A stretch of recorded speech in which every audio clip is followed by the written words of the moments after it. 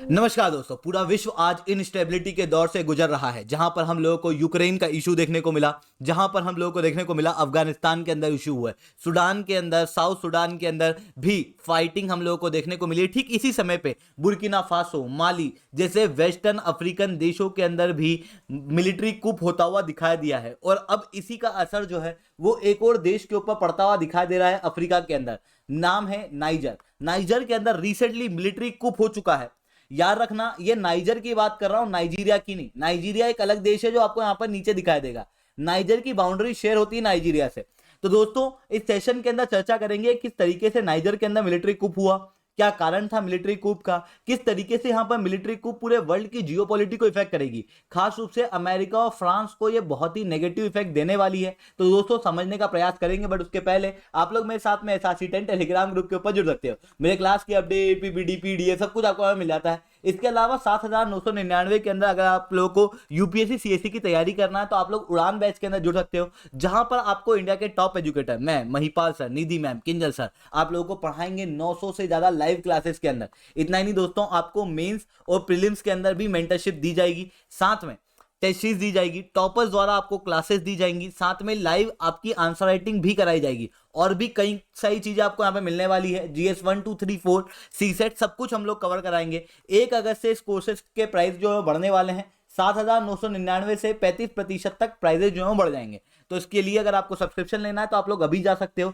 SRC10 code का use करने के बाद में आप लोगों को मेरे द्वारा 1-on-1 मेंटरशिप और अनअकैडमी के ऊपर हर एक सब्सक्रिप्शन पे डायरेक्ट डिस्काउंट जो है वो अवेलेबल हो जाएंगे। इसके अलावा अगर आप लोगों को ऑप्शनल का कोर्स लेना है तो आप लोग वो भी ले सकते हो। ऑप्शनल आपको अलग से लेना पड़ेगा। ऑप्शनल के प्राइजेस भी 7,999 हैं। हमारे पास में 4 ऑप्शनल के कोर्सेज अवेलेबल हैं, उनके टीचर भी आप लोग यहाँ पर देख सकते हो। इंडिया के टॉप एजुकेटर आपको ऑप्शनल की तैयारी कराएंगे। अगर आप जीएस के साथ में यानी कि उड़ान के साथ में ऑप्शनल बेच लेते हो तो उस केस में आपको ये पूरा सब्सक्रिप्शन 14,999 का पड़ जाएगा। चलिए दोस्तों, अब समझने का प्रयास करते हैं यहाँ पे हुआ क्या है। देखो, 1960 के अंदर हम लोग को देखने को मिला था कि नाइजर देश जो है वो फ्रेंच से आजाद हुआ है, और जब से वो आजाद हुआ है तब से ही नाइजर के अंदर इनस्टेबिलिटी चल रही है। लगभग पहले भी 4 बार मिलिट्री कू जो है वो यहाँ पर देखने को मिला है। जैसे आप देख सकते हो, 1974 के अंदर सबसे पहला मिलिट्री कू हुआ था, फिर 1996, फिर 1999, फिर 2010 के अंदर।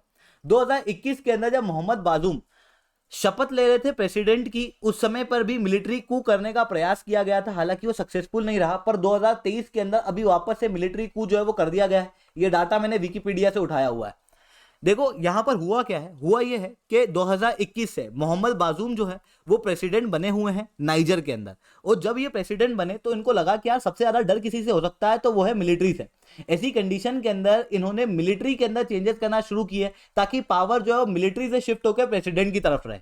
तो इन्होंने क्या किया, रैंक को चेंज करने का प्रयास किया। कई सारे जो टॉप जनरल्स थे उन्हें रिटायर करने की कोशिश की, जिसके कारण से आर्मी के मन में जो डेमोक्रेटिक सरकार है, मोहम्मद बाजूम की सरकार जो है उसको मैं कहूंगा डेमोक्रेटिक सरकार, तो ये जो डेमोक्रेटिक सरकार है इसके खिलाफ एक मन जो है वो बन गया था।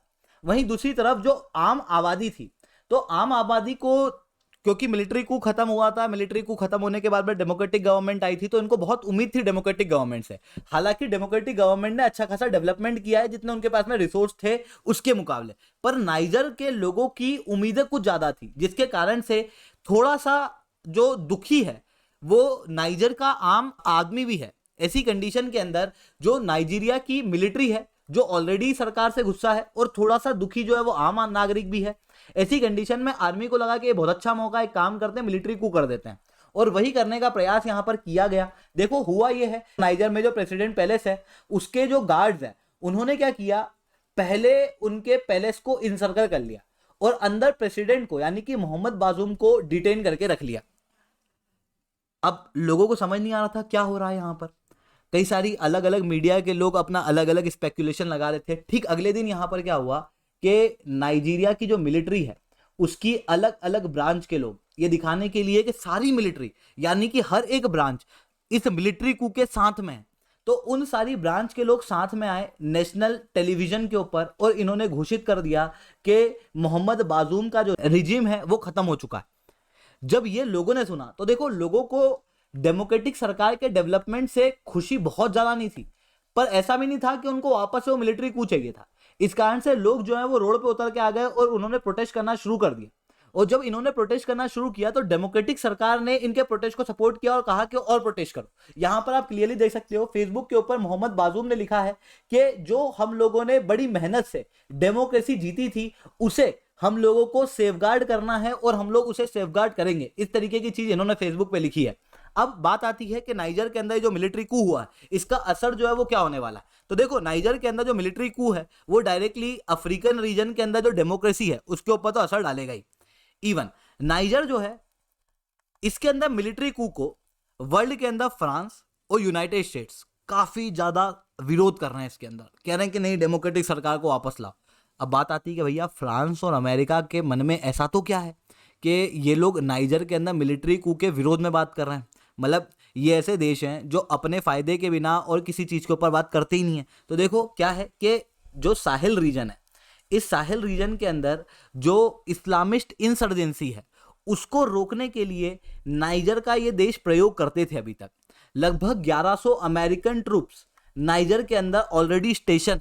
इवन फ्रांस भी यहां पर कई सारे स्टेक जो है वो अपने रखता है क्योंकि पुराना कॉलोनियल लीडर जो है वो रह चुका है।